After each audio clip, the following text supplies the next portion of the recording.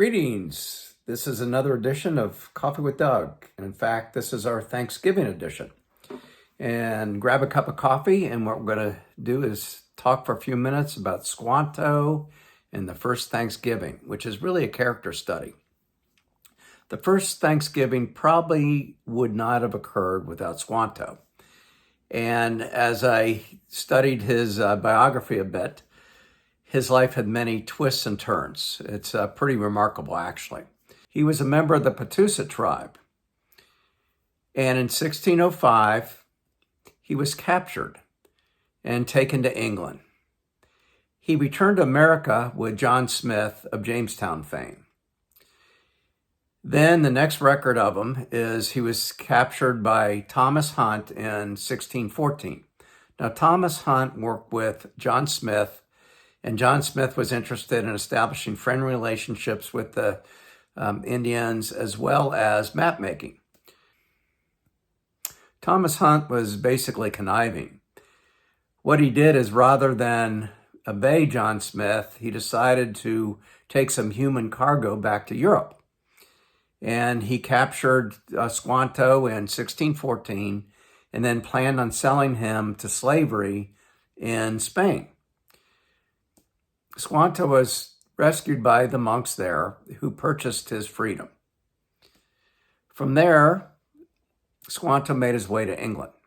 There he worked as a shipbuilder and interpreter. In 1619, he was hired by the English sea captain Thomas Dermer as part of an expedition to Newfoundland to establish a colony there. Squanto convinced Dermer to travel down the coast to New England, where he thought he could find friendly Indians. When he went to Massachusetts, Squanto found that his village had been wiped out by disease, which was very common because the settlers from England and Europe often brought these diseases which the Native Americans had no immunity. Dermer, ironically, was mortally wounded, really because the Native Americans were suspicious of Thomas Hunt. And Squanto, however, remained. The Pilgrims arrived in November 1620, which is not the best time to arrive trying to establish a settlement. Now, during that terrible winter of 1620 and 21, 50% of the passengers on the Mayflower died of disease, malnutrition, or exposure. In that spring, Squanto was sent by Chief Massasoit of the Wampanoag tribe, and there the Pilgrims and the tribe agreed to a treaty of peace. Squanto stayed behind to help any way he could. He helped the Pilgrim with teaching how to plant crops, hunt, and fish. In the autumn of 1621, about 90 from the tribe and 50 pilgrims gathered for a 3-day feast.